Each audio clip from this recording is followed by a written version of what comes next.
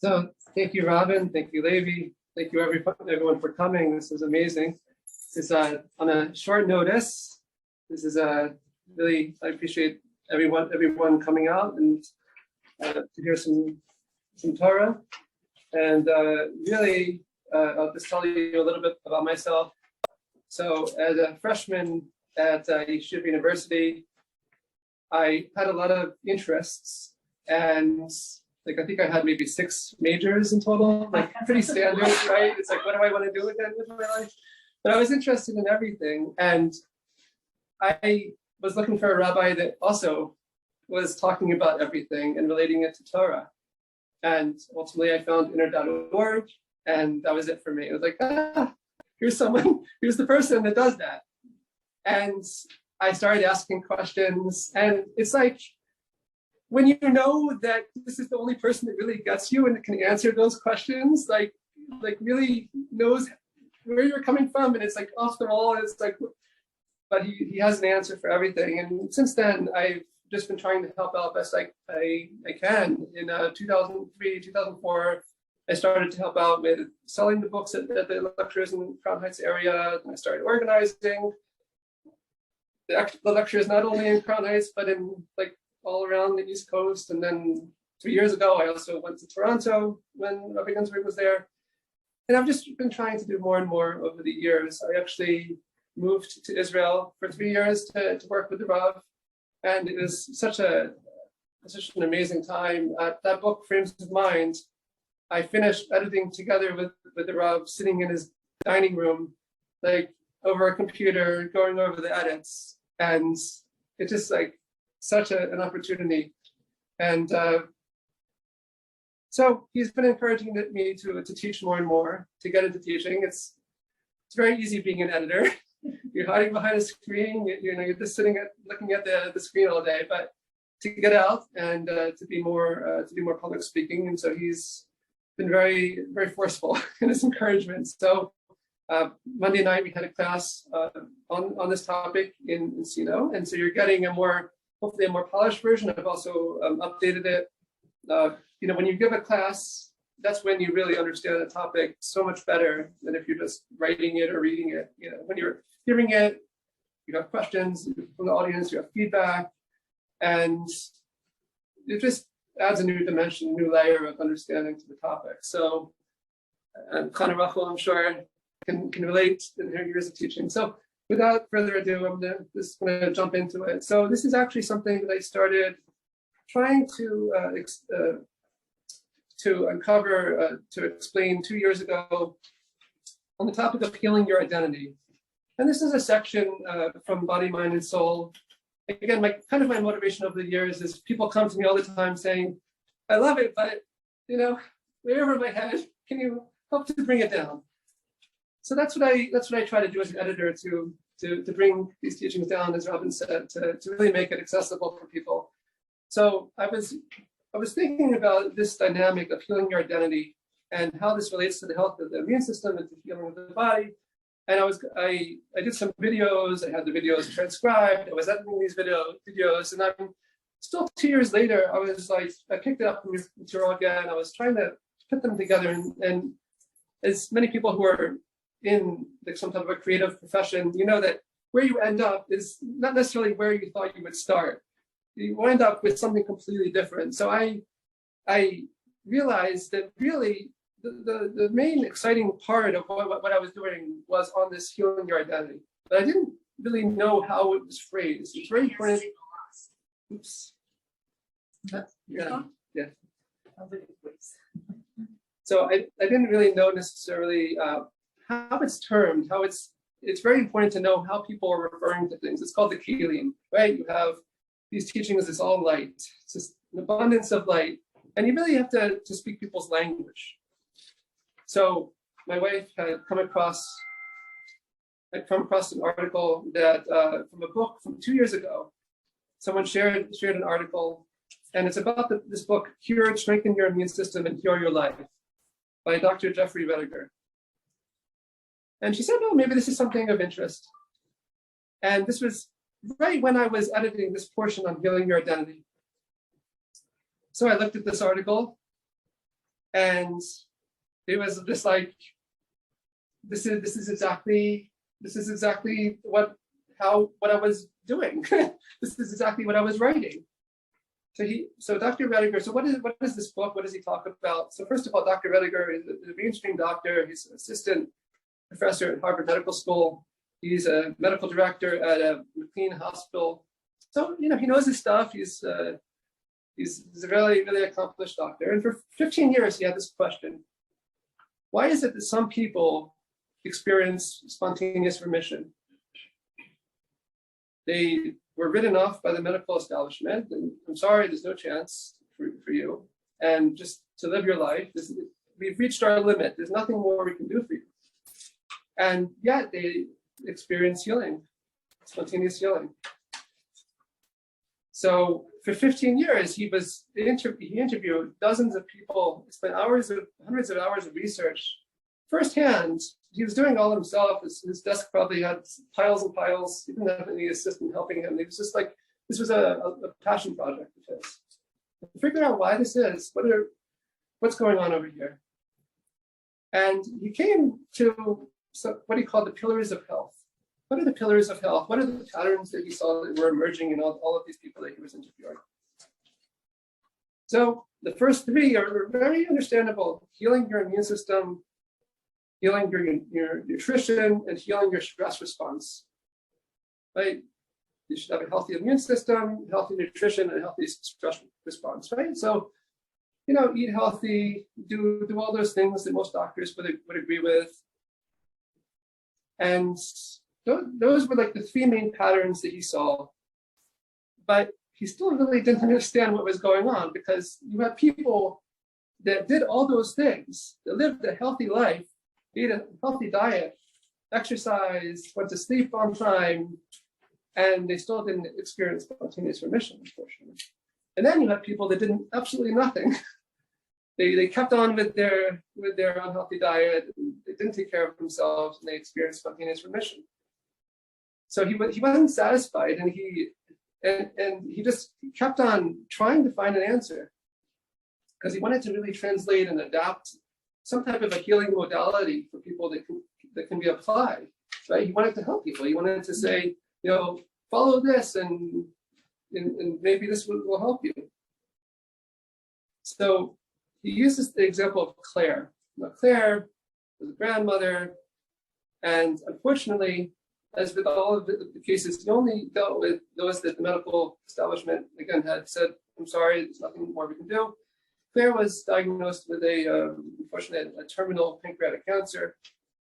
And the prognosis was grim. She did try, first of all, preface, she listened to the doctors, she tried everything possible. But then it came a time when the doctor said, I'm sorry, there's nothing more we can do for you, just enjoy your life. So that's what she did. And she really lived that life that she always wanted to live.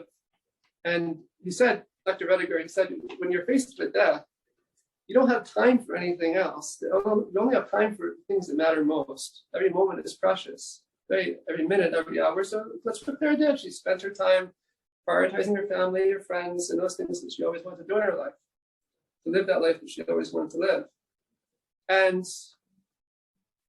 5 years go by. Now, according to the medical establishment, no chance that she would be alive in 5 years. Thankfully, Claire was alive. She goes into the hospital for something completely unrelated. And as part of this unrelated illness, they have to do a CT of her abdomen. And as part of the CT of her abdomen, you have the pancreas.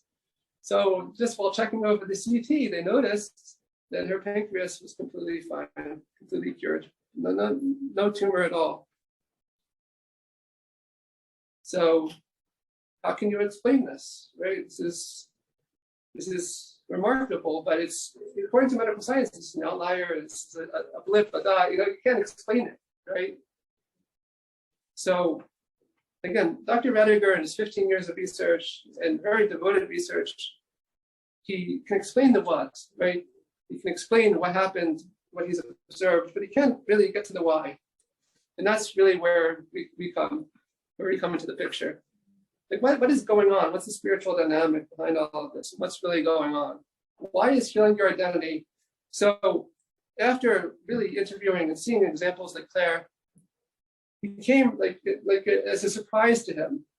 And he was just like, as an end result of all of this research, he came to what he called the fourth and most important pillar of health. What's the fourth and most important pillar? Remember, the first three were very practical, very understandable. Your immune system, your nutrition, and stress response. What's the fourth? Healing your identity. Living your truest life. Living your truth. That's, and why did he call it that? Healing your identity. That's what he calls it. Yeah, and he said it's the fourth and most important pillar for health. Okay, anyone could buy the book. It's on Amazon. So why? Again, he tries to explain it, and I'll give some more examples of how he explains it. But why would we say that healing your identity? Why would we say that that's so important according to Torah thought?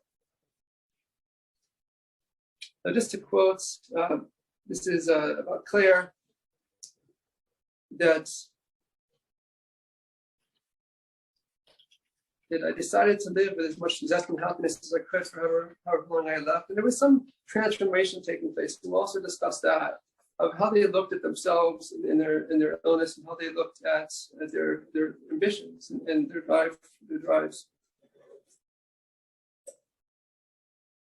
Okay, so first of all, we're talking about this in the month of Elul, which is a good time for Cheshvan and Nefesh, for taking an account of where we've been this past year and where we want to go in the year to come.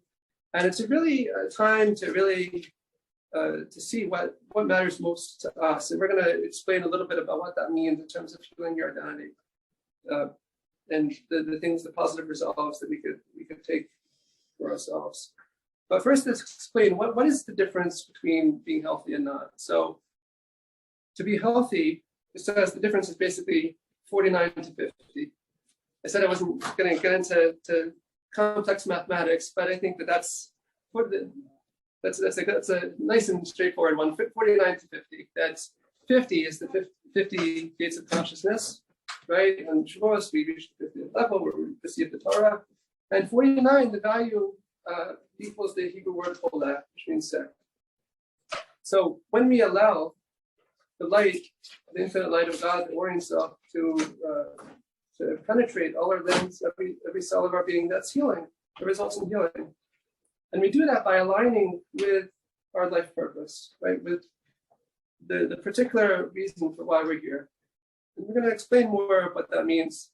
But that's, in short, that's what it means to heal. It means to redirect one's focus towards one's specific life mission.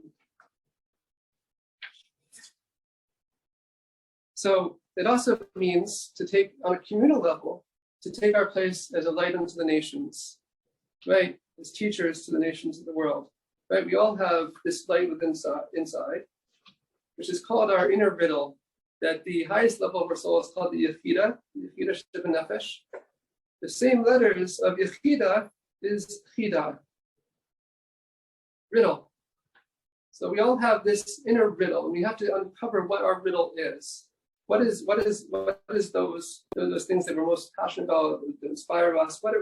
How can we align and serve God with those things that we're most driven by? So how do we find our riddle? And on a communal level is to take, for the Jewish people, to take the place as teachers of the nations. And for the nations, that's to safeguard that light, to be supporters of these teachers of light. Okay, so we have a figure in the Torah that is a very good example for healing identity, for accessing one's light and potential, for actualizing it, for exerting oneself in the service of their ambitions and passions in a holy way, and that's Joseph. So many of us know the story of Joseph. He's thrown by his brothers into the pits. An Arab caravan comes by, picks him up. Ultimately, he's sold as a slave to the house of Potiphar, which is one of the ministers of Pharaoh in Egypt. And for a while, he finds favor in Potiphar's eyes. He's basically running the household ultimately. But there was a problem, is that Potiphar's wife wanted to be with him. And this was for some time, this happened. And then one day there was a big idol festival where they were worshiping the Nile River, and everyone was out worshiping. And Potiphar's wife knew that Joseph doesn't go to these things and that he would remain in the house. So she's like, aha, this is my opportunity, right? Finally, I'm gonna get my way with this guy.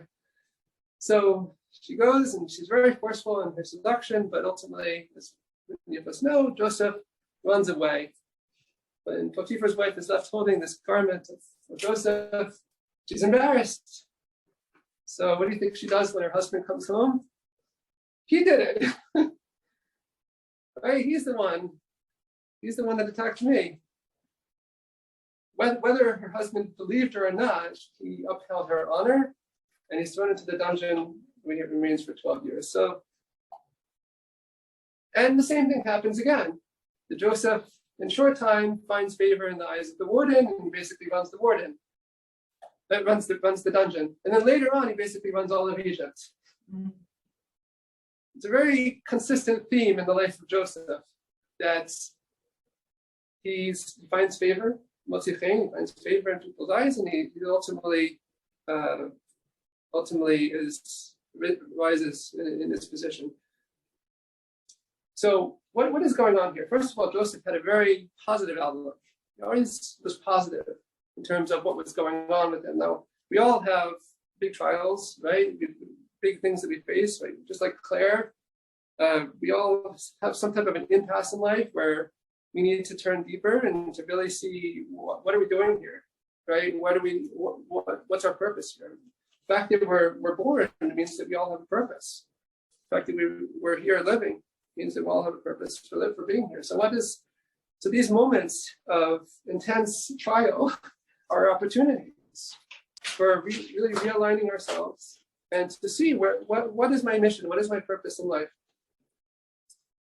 But there's also a little bit more.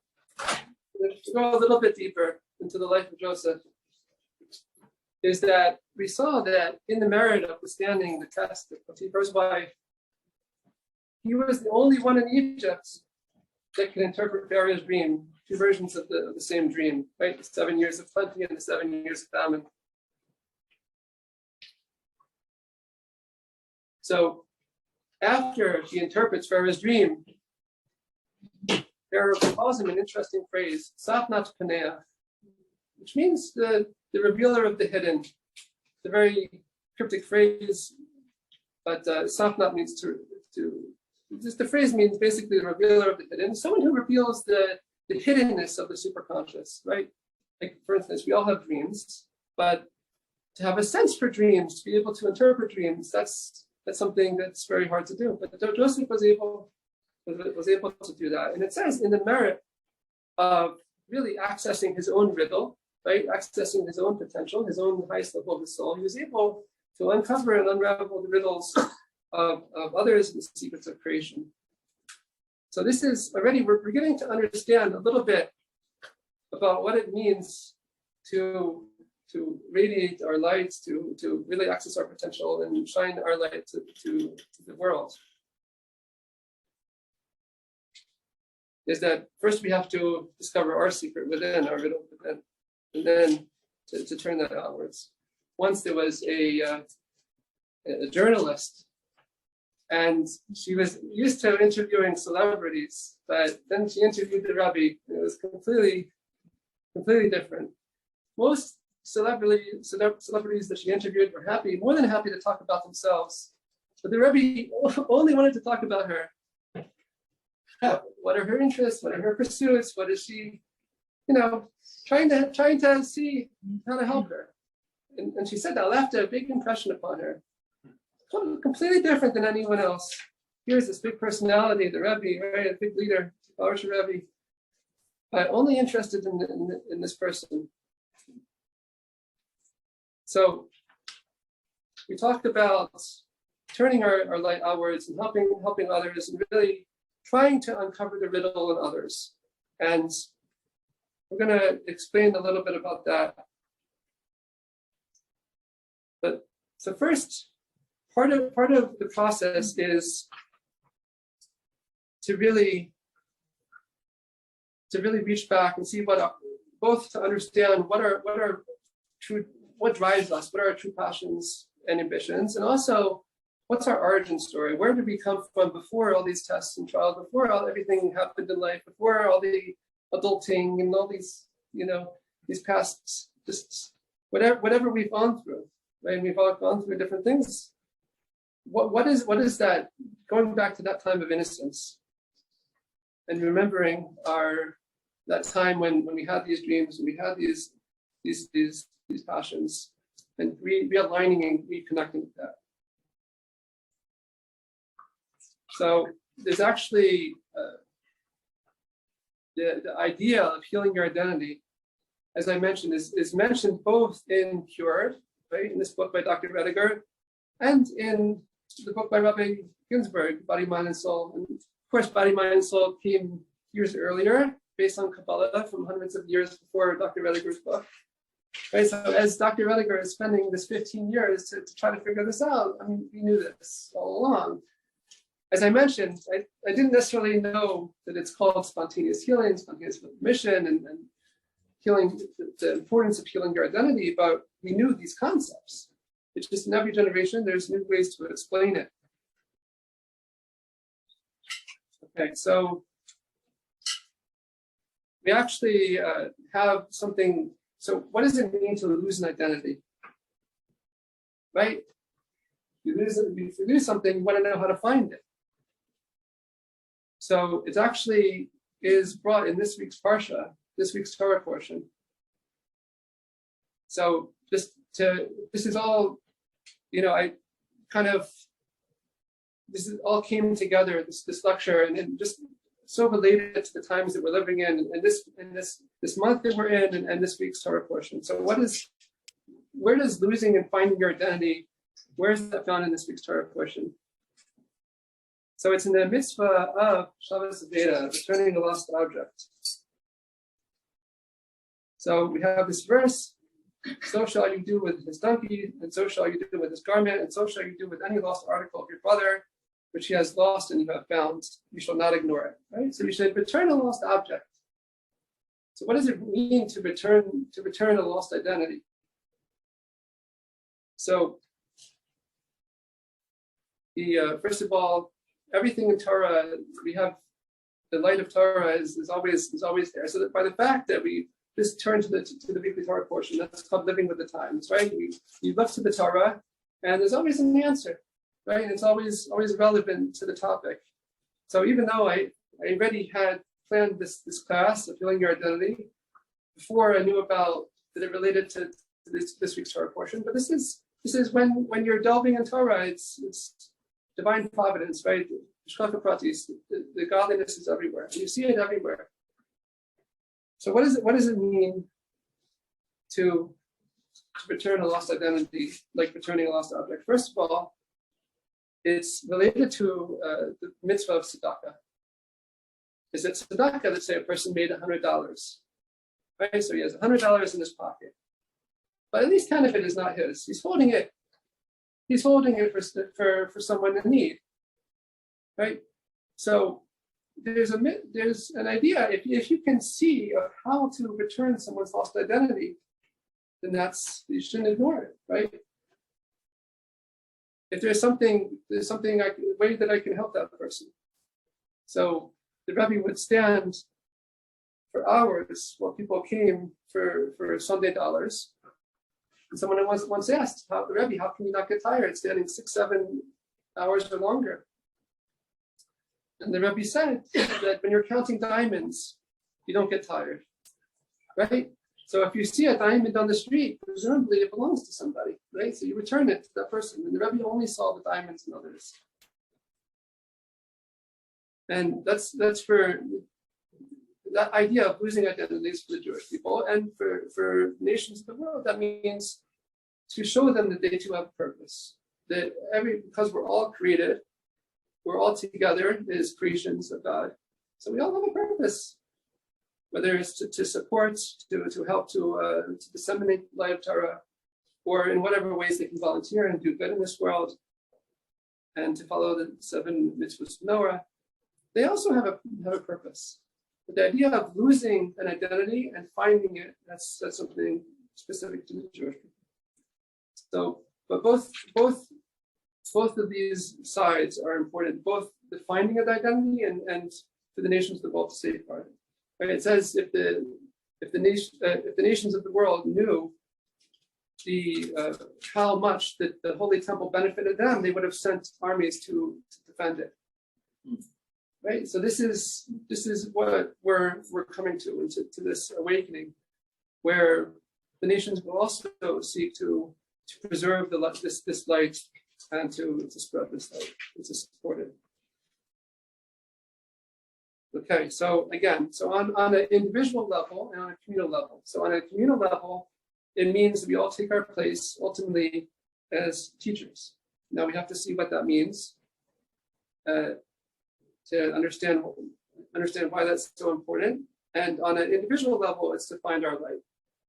So we have to feel like we have something very specific and unique to give, only we can give, and only we can, that our contribution is unique.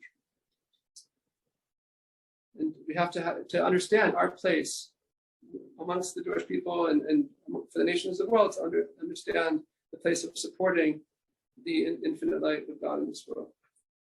Okay, so we have a story. So once there was a young man, very troubled, and this was some years ago, and he was in New York. So he called up his rabbi.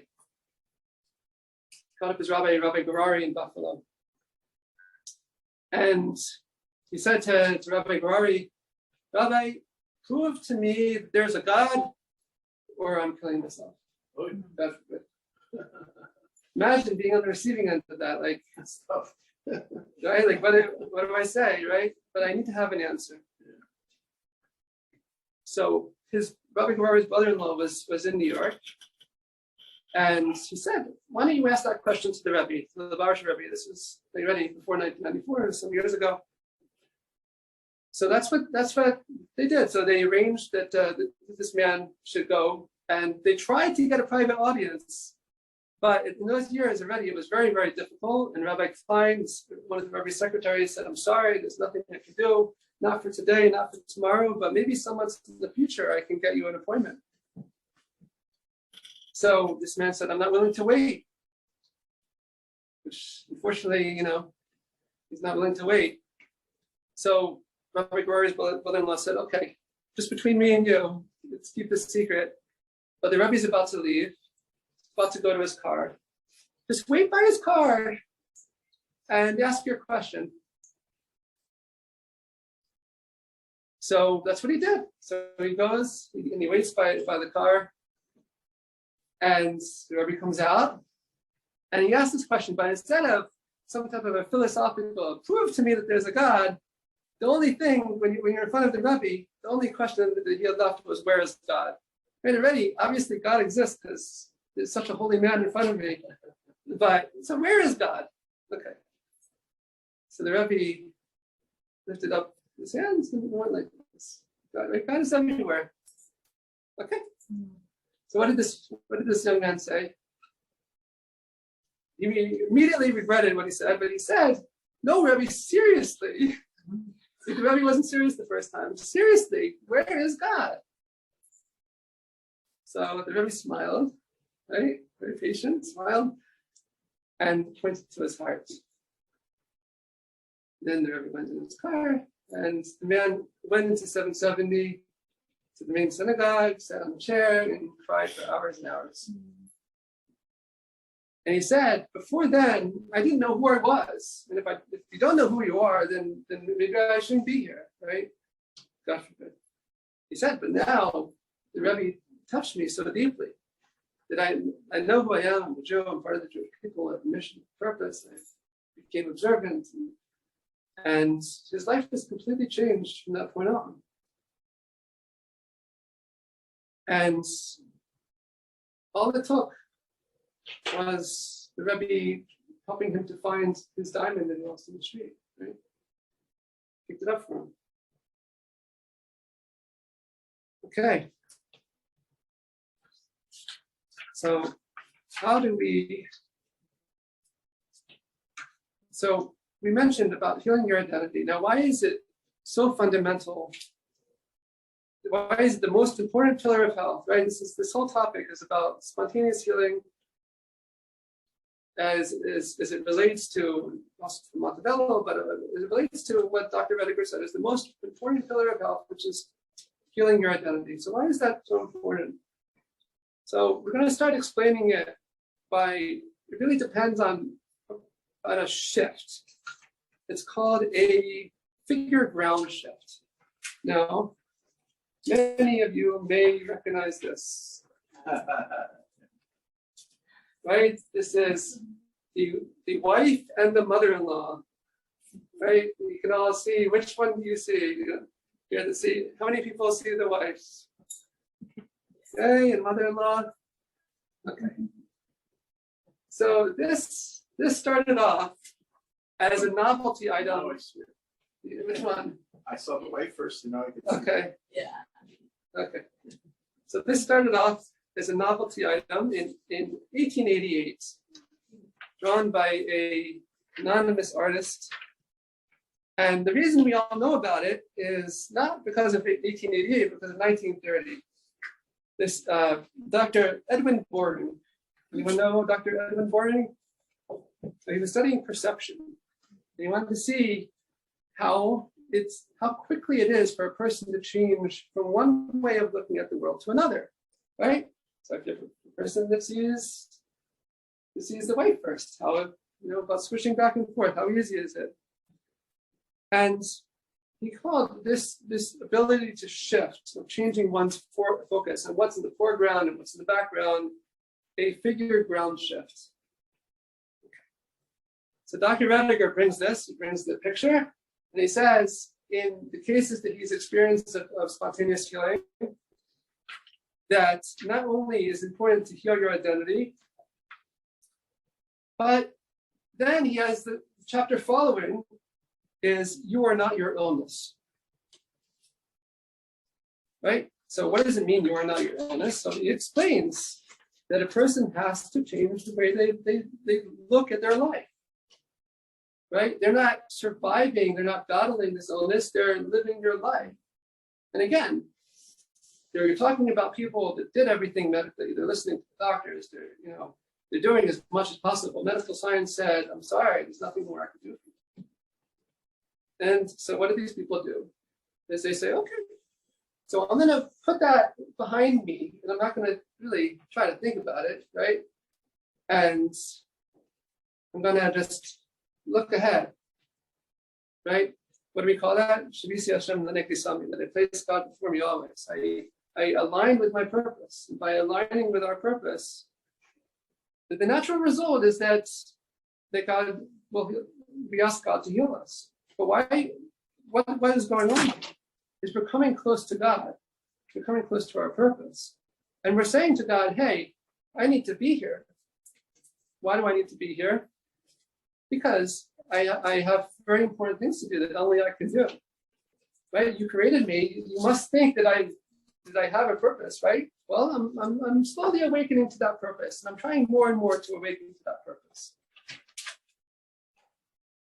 So that's why this is so good to talk about in the month of Elul, because that's really what Elul is about, right? God comes to us where we are, and He says, "Come closer to me." I'm going to wind up back in my palace in Tishrei, but I'm coming out to the field, and I'm here where you are, and then we're inspired to come closer, to come closer to God. So that's the idea of healing. It's that the focus is not necessarily on the healing. The focus is on coming closer to aligning our life's purpose. We have particular things that we strongly believe that only we can do. And we're going to talk about one very important thing that each of us can begin to realize today and continue to realize is that we all have a specific place in the Torah and specific things that we can teach that no one else can teach like us, right? Specific light that we can give off that no one else can give. And as a result of that, we make the world a better place, right? And so we need to be here in order to do that. We need to be there in order to teach those very specific things. Like there's people that need us. Okay. So how did we let's return to our innocence. So last week, my wife and I were speaking at a singles event in Sola, and someone came to me afterwards and I said that the next day was my birthday. My birthday was the 8th of Elul. And someone came up to me and said, my birthday is also in Elul. What's a good Kabbalistic thing to have in mind for someone whose birthday is in Elul? Okay, so I said, something that personally speaking, I find very helpful is that the Mazal, the zodiac for the month of Elul is the Basula, the Virgin. So we always have this ability to be innocent and pure. And no matter what happens, right, we can always hold on to that innocence. Right? It says that of Rebecca, that throughout her struggles and trials in life, she always had that inner Basula, always hold on to that inner state of being a virgin, of being pure. And again, it doesn't mean a physical status. It means that mentality of always looking at the world with purity. So this is also what I was discussing in terms of our origin story, right? We all have these passions and drives and projects and things we want to do. And to connect with our origin story is also connecting to that time of innocence, the time of our youth. And think back, and we're going to work on that in the workshop, of thinking back on moments of innocence when we first had these inspirations and dreams and passions. Okay, so that's very helpful. Also, to really, really start viewing ourselves in a new way. So that's to explain the figure ground shift, right? So if we just view ourselves as progressively, carrying about our lives day by day, that's progressive, right? It's, you can make little changes here and there. But if we're talking about like really putting some things that need to be on the back burner, just forgetting about it and just living our true lives, we don't have time for anything else, right? All of us reach times when we reached an impasse, when we had choices to make, and we just had to propel forward, right? And we didn't have all those things that we maybe wasted time on or whatever. We were resolving ourselves to really make every moment count. So that idea starts by first identifying our passions and also to return to that innocence within when we first had these dreams and visions.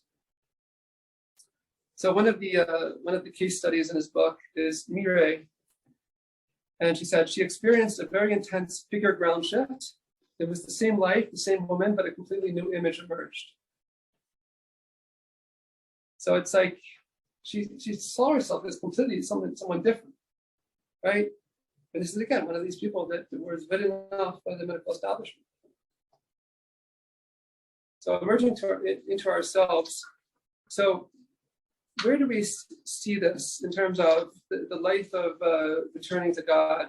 So this actually relates to the two levels of return, the two levels of teshuvah, the higher level and the lower level.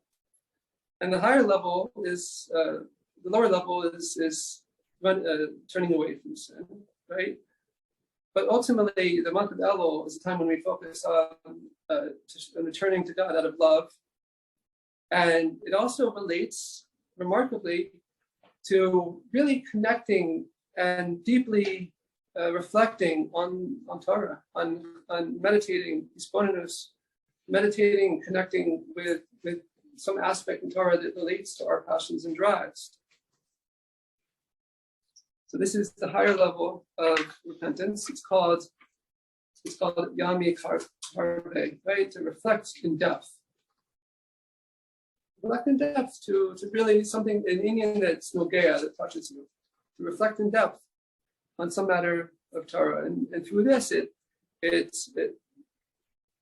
we merit, like Joseph, right?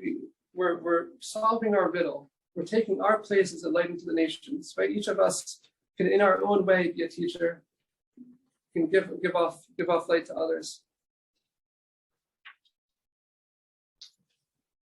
So I think now is a good time to maybe bring up that video that really, it's a 2-minute video from Rabbi Ginsburg that was also published this week. It was republished this week. It very much relates to this topic. And it's a good, nice way to end this portion of the class. And it also says in the some of this is, by the way, also if you read the Weekly Wonders, discusses some of this by Divine Providence. This is also included in this week's Wonders edition. And also the Hebrew edition talks about also coming close to God and meriting healing as a result of coming close to God. So I emailed you. Yeah. You mean the Hebrew version is different than the English version? But the Hebrew has more material. Okay.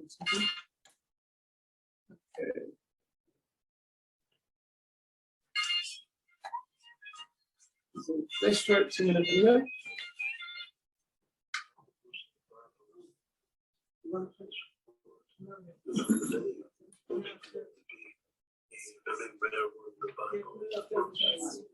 second. 1 second. I think it's also nighttime mode. Okay, 1 second.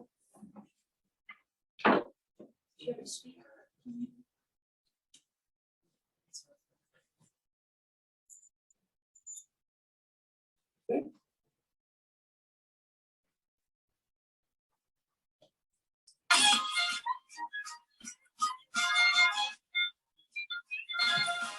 Another verse of the Bible has this word, which on the day was the very rare one in the Bible is the verse in the Torah that Judah sent to his father Jacob says, "Who will be with the heaven?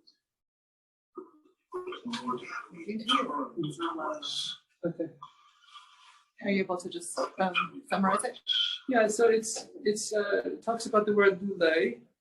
If it would only be that we hadn't tarried, and lulei is the same letters as Elul. So it talks about the 2 levels of return and about the importance of not tarrying and really what's the word?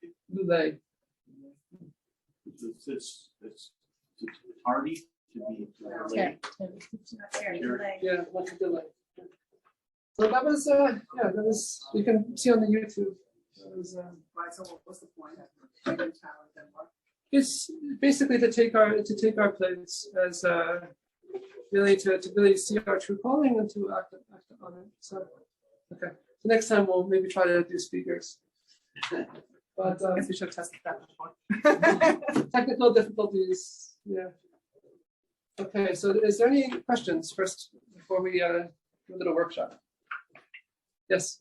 So, correct me if I'm wrong, but one of the things you emphasize the most is to find your mission in life, to find your inner light. Right. How do you know that that's what it is? Or how do you find it? So we have to find those places in Torah, which is going to do in the workshop a little bit. Find the most that we feel most connected to, and that was the Yom Yom from the 9th of Elul. I want a follow-up question. Sure. You had mentioned also, and I thought about it at the time, I know you're saying it again, to find your place in the Torah. Yeah. Thank God I love the Torah, and I think people here do. Right. And maybe we have that in common. But how do you find your place in the Torah? We're doing a workshop and we're going to start. Okay.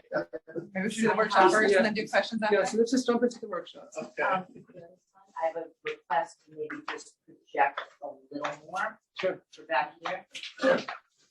Okay, so, yeah,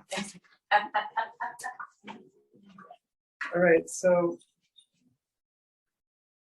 Okay, so the first question, and just to list out anything that comes to mind, is what things in life are what most excites us, what most motivates us, our passions, our drives, what are we most passionate about, inspired by. So just list out anything that comes to mind. Not. But write it in your little trusty. Not Yeah. saying out loud, right? Writing? Yeah, for now we're writing. Yeah. For now we're writing.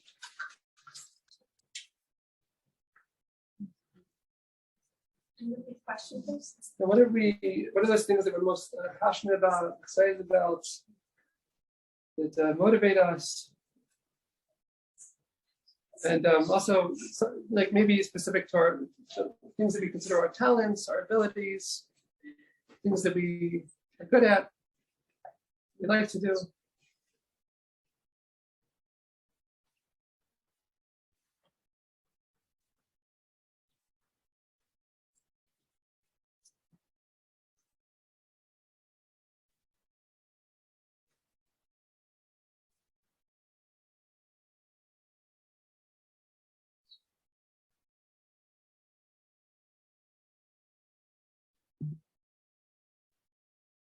Okay, and then the second question is, what is your origin story? What is the first moment that you had these dreams when you first thought about these things, when you first were inspired by these things, maybe as a child, maybe whatever, the first time you thought about doing these things. As we explained, that this relates to that time of innocence where we first had these dreams and ambitions and motivations.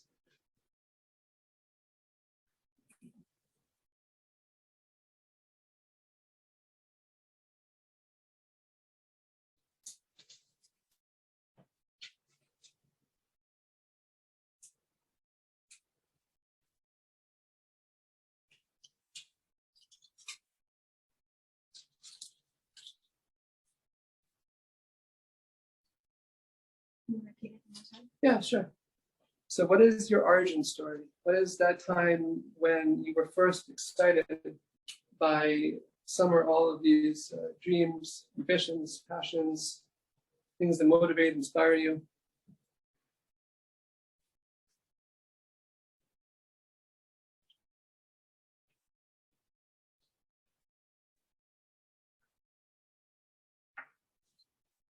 Okay, so really and I'm hoping for volunteers. We had a bunch of volunteers on Monday. Is to really find those things in Torah that touch us. We have to connect with those things that we're excited about in life. We have to really find that. Well, that's a way to help us find those topics that we're most excited about. For instance, there was a person that just to give an example, because initially on Monday people didn't really understand it so well. So there's a person that was just interested in very all manners of forms of artistic expression. And many students over the years, including some here, are very creative people. And so I said that in general, the world of creativity, specifically emotive creativity, really relates to the world of Yetzirah, the world of formation. And there's just like so much material, any class from Rabbi Ginsburg on creativity.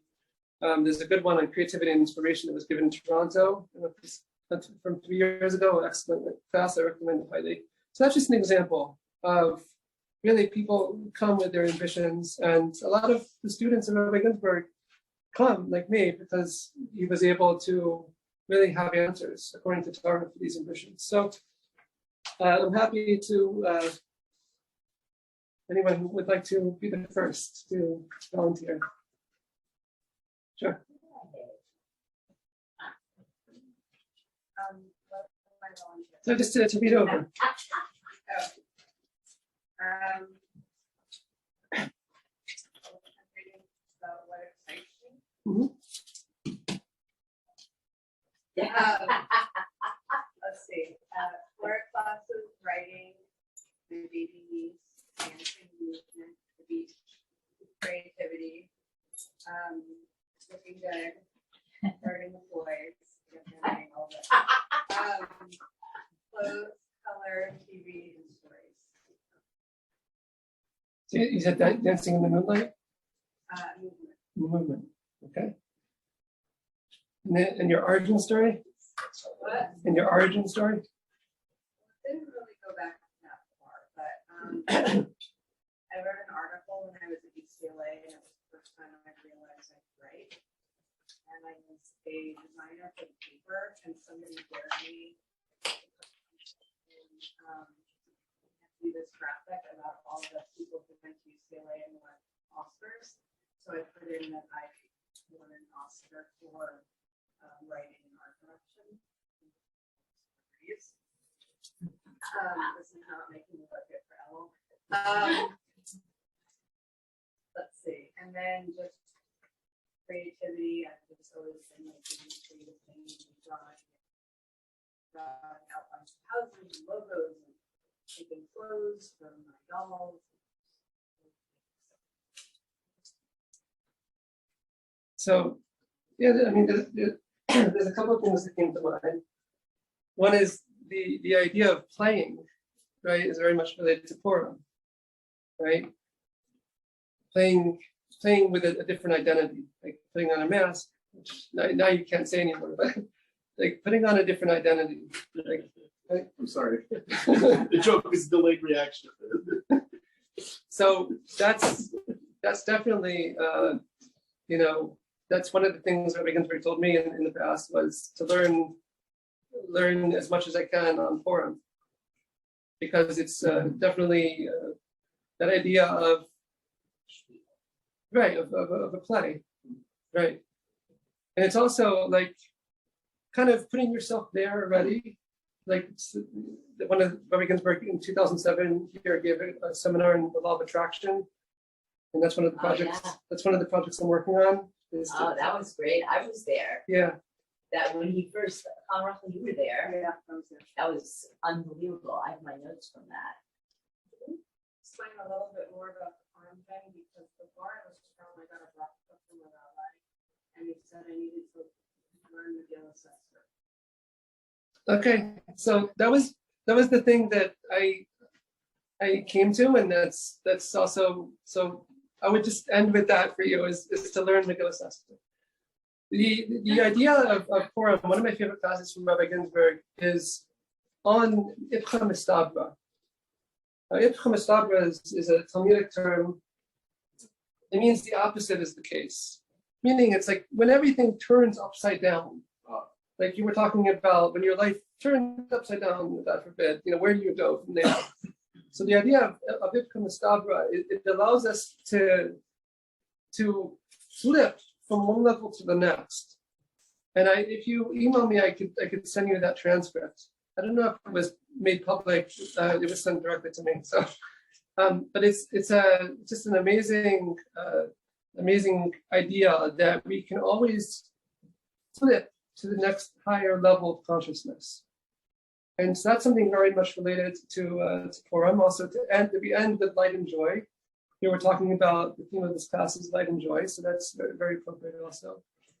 And again, it's when God's name is not mentioned once in the Megillah; it's concealed. So the idea of seeing godliness in everything, even if it doesn't seem like a miracle, we're just revealing it because we have eyes open. We want to see it.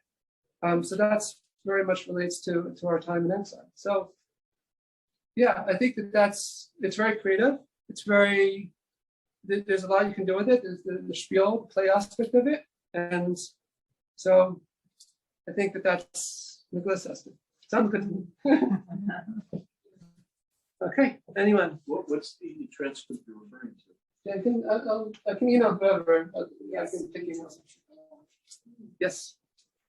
Yep. Okay, but- Yes, please. okay, what drives me is harmony, beauty, light, unity, harmony, basically, that's what it is. What was the first word? The harmony, beauty, like colors, beautiful colors. Like, kind of, I'm sure you're gonna say the same thing. Tiferes. Luxury. It's all Tiferes. It's all- So the internet question, harmony, beauty, the colors, the blending of all of that, that's the sphere of Tiferes. So the inner experience of Tiferes is rachamim, it's compassion. So to learn about Tiferes, learn about, I'm sure you're compassionate, and to learn about how to express compassion and care to others, and how that learn about what Chassidus has to say about it. And again, a lot of these things are can be just by doing a site search of inner.org, and I do that all the time when I research.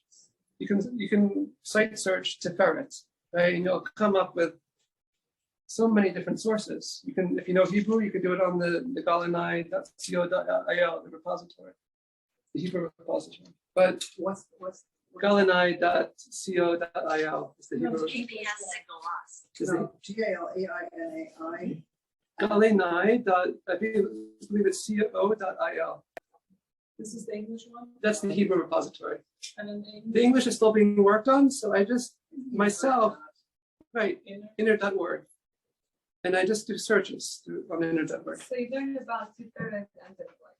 So so that's a way, and then once you start learning, and then you find those specific things that you feel most connected to, that most inspire you. Maybe it's about colors, right? I have sometimes people ask me, what does Rabbi Ginsburg say about colors, right? Or Help. just to find that thing, that aspect of Tiferes that you feel most excited about, most interested in. Maybe it's about how it relates to beauty, or there's I don't know if there's on design and fashion. I know on interinclusion.org, that's Usher and Sarah Esther Chris, but I know they did something, a whole series on interior design. But just to find those things and to connect with it, those topics that touch you, and then to ultimately maybe give it over to an article like that other lady, to write an article about it. I just had a thought, like you were talking about find your place in the Torah. Yeah. If it's creating these beautiful things, I always see how pages and pages of Torah are dedicated to the detailed beauty and presentation of the Mishkan, like in Beis Batzalel, how he does all that great work. That's a great, sure. This is a collaborative effort. Okay. That was great. That was good. Batzalel is the master artist in the Torah. So, Also, the women are also beautiful on the top. yeah.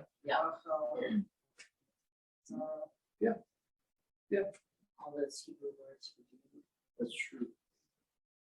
Yeah, this is great. So it's just finding those things that personally inspire us, and it's also like when I decide either to give this class or to edit a book, it's like I feel like the world would be lacking something if I don't do it, and it's almost like I don't have a choice at a certain point.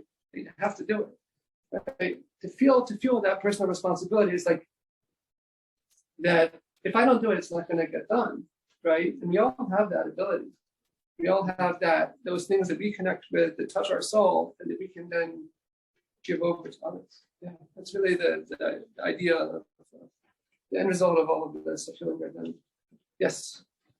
My number one is education, plans, children. Could you speak louder? Okay, my number one answer is my children, plans, education, and work. That motivates me. And number two is belongingness. Number 2 is what? Belongingness. Belonging. Belongingness. Belonging. To belong. Like my origin. Want to repeat it so people can hear it back? Right. You mind if I read it, or Uh, you? yeah. Well, it's kind of what I've done, but. You say the Okay, my Maybe you turn motivation. your head, you'll be easy. Yeah, stand up and face the. Oh, sorry. Then we'll be able to hear. Okay. You got them My children plans for an education motivates me. And my origin, I believe, is belongingness. Belongingness?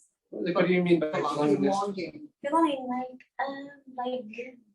like I always find search for people. Connection. Connection. Okay. So, I mean, have you read The Art of Education by Rabbi Ginsburg? Okay, so I would recommend that. And there it explains, specific to our time, is the idea of taking initiative and then integrating that initiative. So it's like a person that has like a New Year's resolution, right?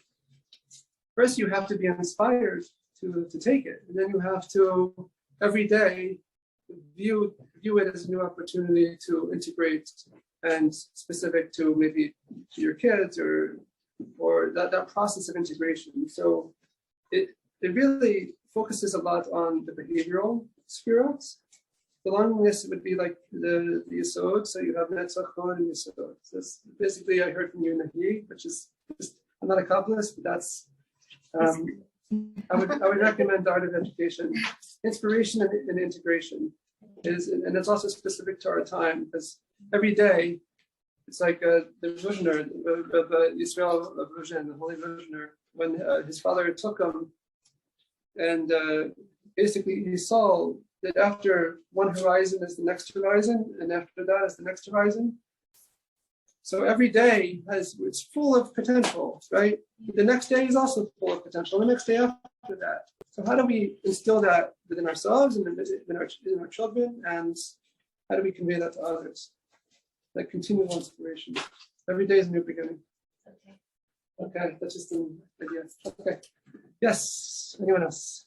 Sorry, you raised your hand before. For me, yeah. I wrote helping people, and it comes with a question because I feel like everybody has that. So it's like, and then so I guess the thing that motivates me, and then teaching, talking, I like to talk, making people laugh, making people smarter.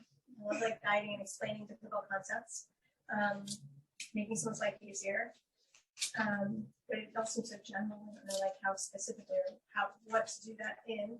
And then the origin story, what was the first time I was excited about these ideas? I mean, as far as when it comes to writing, I don't even know if that was on the list, but writing or making people laugh, teaching, talking, I don't know. But I just remember watching a lot of comedy growing up, stand-up comedy. And it was like my biggest joy was like repeating over and making my family laugh. And like I have good memories, I could repeat like an entire like stand-up comedy routine.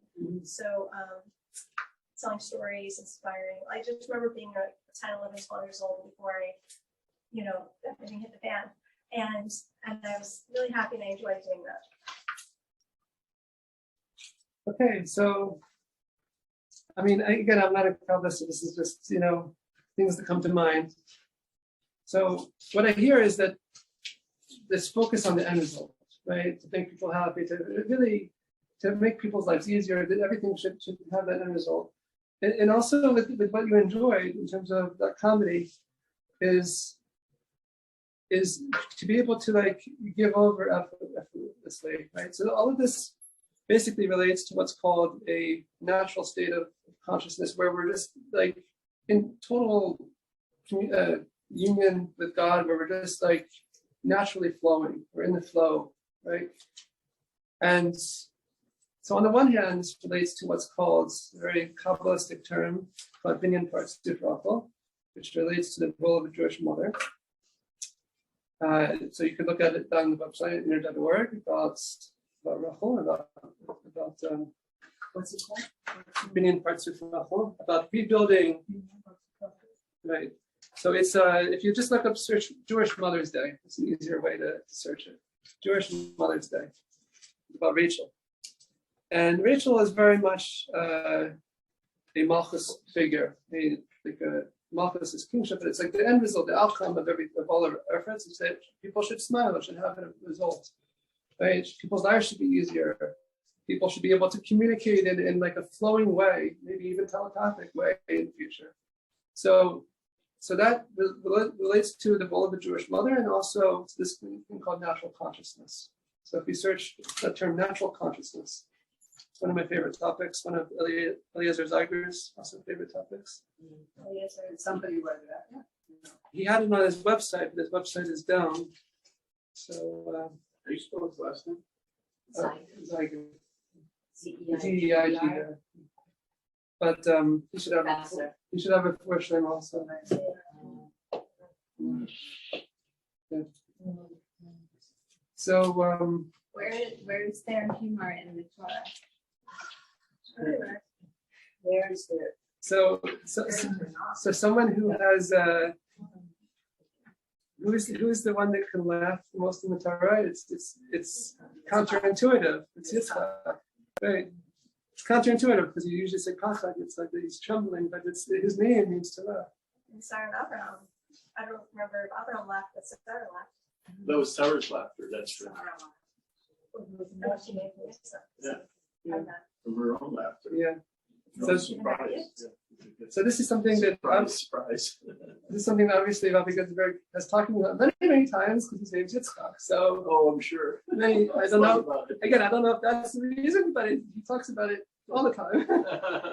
But Sarah laughed because she got the news that Yitzhak was coming. Yeah. Yeah. Surprise, surprise. Yeah, that actually, that part I gave over in a singles event was about how we can surprise God, but it's like that revelation where we're connecting to our soul road at like this specific times, opportune times, like on our birthday, anniversary. There's just specific opportune times where we're able to really connect with our soul root and even like Tu B'Av, which is like it's like a Jewish singles day, right? And you can search Tu B'Av on the website, so you can see the dancing of the maidens. But that was 6 days after Tisha B'Av, after the saddest day of the year. So you have this dichotomy, and the way that we can surprise God is by no matter what obstacles, what we've been faced with, right? No matter the saddest experiences, but to pick ourselves up and to experience joy again. So, and that surprises God, that brings joy. That's really like an essential concept of Chassidus. Right. You know, like Rebbe Nachman speaks about all the time that, you have to fight depression, like you have to go to battle with any sense of depression that seems to be creeping in. And that one way he actually says this is do something silly, like be silly, like, be outrageous, whatever it is to get you out of that dark path. But there's tons, there's tons of humor connected to our All right, who's next? Yeah, I think Jewish humor has to go back. Like, we've always finished people with laughter. I think that's been part of our survival. I mean, It's our job, but she used to keep us in touch. yeah. So God wants us to have. Any questions? Anything? Yes. Sure. Okay, although I could almost analyze it. Okay, directing, creating, making movies, writing, nature, healing, skiing, teaching, speaking, in that order. And then the story of origin, when I was like 5, I was in the Wizard of Oz. It was a really exciting experience. And I played Toto. And I really, kind of stole the show. And afterwards, like all the kids in the audience wanted to meet me, and I stayed in character. And it was a really big moment. They didn't know if I was a boy or girl because I was dressed in like a completely fur costume. And the story goes that like somebody tried to, some poor boy tried to like take my hood off, and I went to bite it. I didn't actually, but I stayed in character. Like a dog. Like, yeah. So, so there were a lot of stories. You know, I directed my first play in the 2nd grade, and I remember, you know, just being completely like enraptured when I got to go to a Broadway show.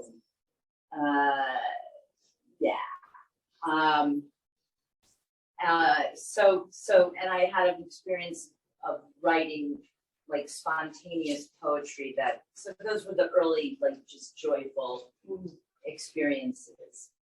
And it's good to reconnect with them again. Yeah. But it made me think when you were talking about a talk about like Ginsburg, he was here one Elul, and he gave a talk at Mazal. And it was like the week before Rosh Hashanah, he was here. And he said to me either before, I don't know, we were driving him, and he said that because it was the week of creation, he talked about like that in terms of directing, that he said, this is the director's class. Because when you connect that creativity, creative expression, that when you connect to the creator, when you create, the act of creativity is an act that connects you to the creator. And this is the month of Elul. It's the month of creativity.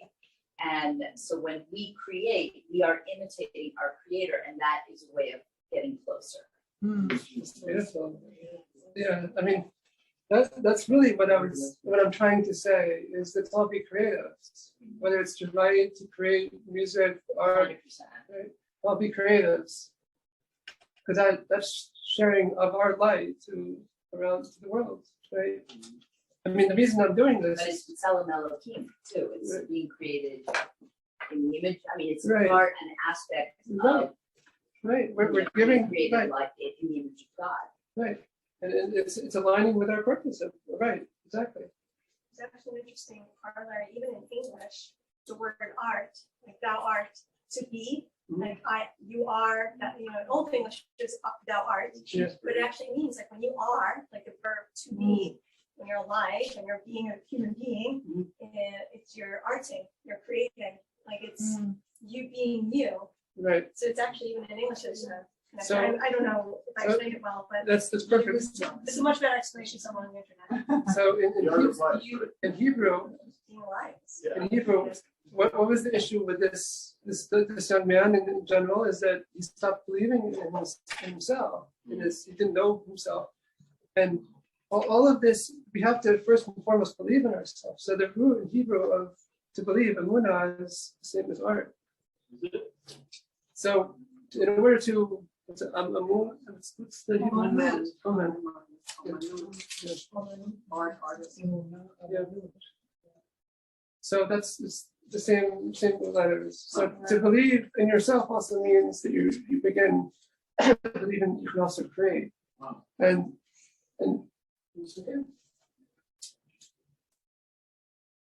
just one thing specific to what Robin said, related.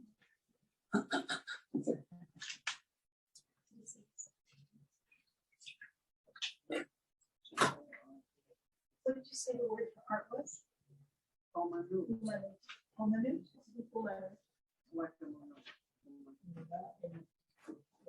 It's the same chart. Yes, same letters. A lot of people are going to Uman for Rosh Hashanah. I wonder if that's because they want to connect. So this idea of directing a play. So Rabbi Ginsburg actually says that in relation to the story of Joseph and his brothers. That he was a master director. He orchestrated all these events in a very dramatic and a very lengthy way. This is explained like at length, like in great detail in the Torah, which a lot of things are not explained to great length and great detail in the Torah. But this is a masterful play that he's directing. And what's the whole thing is that he starts off being seen as one thing. We talk about perspective, right? Being seen as one thing and being revealed as his true self. It's very much related to all that we're talking about putting this true self in the foreground ultimately. But that was hidden, like the hidden tzaddikim, right? The hidden righteous Jews who concealed their identity at first and then ultimately revealed it.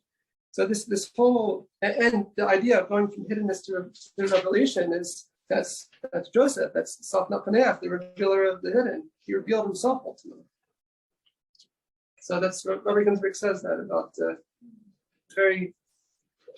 I could try to find where he said that, but he said that this story is like the best dramatic told story. You know, another one is the spies, but the spies themselves were very dramatic in how they over the top, right? They overacted. They weren't in such a good identity. They thought they weren't going to be. They didn't believe in themselves, or they didn't want to try. It's explained in Chassidus that they were used to the good life of just receiving the man from heaven, and they just didn't want to expend the effort. So they made up all these things because their perspective was skewed, right? They viewed everything as unsurmountable because of their lack of belief, but also because they were like kind of enjoying the good life, you know, in the desert, just didn't have to work and do anything. Right, so okay. We good? All right, so we're all gonna see. We have a room full of creatives, right? Yeah. We're gonna see what each of us continues to create. And if I just thank the sponsors. And thank you to Robin and Levi and to Donna. Thank you for sponsoring the class. And we should go from strength to strength and from here to the redemption of Michelle. Thank you, everyone. Thank you. And please come and have something, make a Mazonos, make a bracha, have some. What's your brother's name? Well, Yaakov, Ben. You want to put on your email? Thank you so much. So my mentor, Rabbi Moshe Kanuth, is going to be speaking. So you have a couple on the back of this has some of the classes, and also in the flyers also has two of the classes. So I highly recommend going to hear Moshe speak. Again, he's my personal mentor, so I really a very, very knowledgeable student of Rabbi Ginsburg. Yeah, in Encino and also at the Persian Kabbalah. Right. Sunday at 5:30 at Persian. It's right next to Yeah. Right, the one in Pico is on Sunday, right? Persian Youth, right? He is flying in on Sunday. And anyone who would like to attend, please say they are.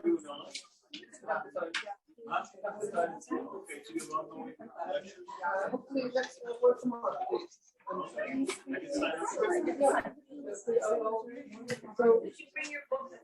So the books are right. The books are in the back. The two that I didn't know I could figure in the back.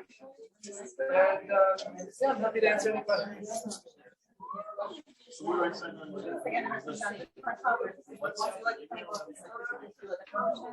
That's fine, sorry.